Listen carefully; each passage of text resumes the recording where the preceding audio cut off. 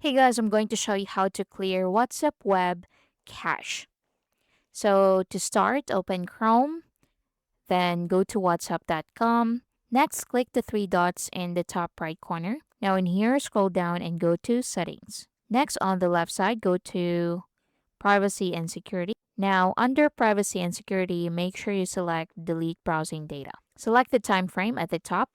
You can select all time. Then down here, make sure you check cookies and other site data, and also cache images and files. Then click delete data to confirm the action. So click reload, then go back to WhatsApp, reload the page, and that's basically it. Super simple. So again, you can click the three dots in the top right. Then you can also go to delete browsing data directly, then go to delete browsing data. So select the time frame and select cache images and files and click delete data. You can also click Control Shift and Del on your keyboard. And that's basically it. Thank you for watching.